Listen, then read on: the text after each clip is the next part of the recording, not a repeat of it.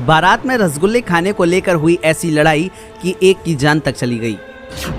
बारातियों को रसगुल्ला खिलाना इतना भारी पड़ेगा किसी ने सोचा नहीं था। पुलिस भी बनी चक्करघिन्नी।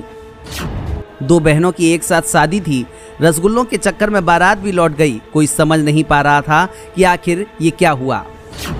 शादी, बारात, रसगुल्ला और दुनिया से विदाई की ये कहानी आपकी आंखें खोल देगी। आपने अलग अलग किस्म की सैकड़ों हजारों बारातें और शादियां देखी होंगी, लेकिन कभी सोचा नहीं होगा कि रसगुल्ले खाने की लड़ाई में न केवल बारात वीरान हो सकती है बल्कि किसी की जान भी जा सकती है। लेकिन यूपी के आगरा में ऐसा ही हुआ है। चलिए पूरी खबर आपको डिटेल के साथ बताते हैं और फिर आपको बताएंगे कि आखिर ये सब क्यों हुआ और इसके पीछे की कहानी कहीं कुछ और तो नहीं है। आगरा के एदमातपुर में विनायक भवन मैरिज होम में दो सगी बहनों के निकाह का कार्यक्रम था।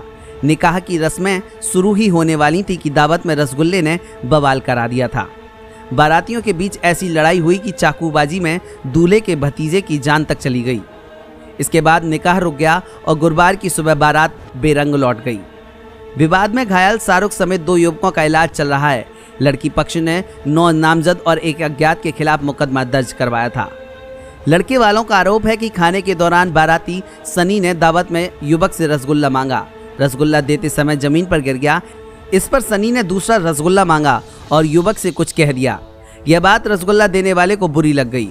उसने सनी के सर में चमचा मार दिया, जिसको लेकर विवाद होने लगा और देखते ही देखते दोनों पक्षों में लात घूंसों के साथ साथ चाकू और मेज कुर्सियां चलने लगीं। इसमें सनी की मौके पर ही मौत हो गई थी। वहीं 1 दर्जन लोग घायल हो गए थे। पुलिस ने दुल्हन के चाचा आरिफ को गिरफ्तार करके जेल भेज दिया है। वहीं बाकी के आरोपियों की तलाश की जा रही है। चश्मदीदों की माने पूरा मामला छोटे विवाद से शुरू हुआ था और नौबत जान जाने तक की आ गई। जिसने भी घटना के बारे में सुना सन्न रह गया। शादी में रसगुल्ले की जंग का ये अंजाम होगा किसी ने सोचा नहीं था। ब्यूरो रिपोर्ट, मीडिया हलचल।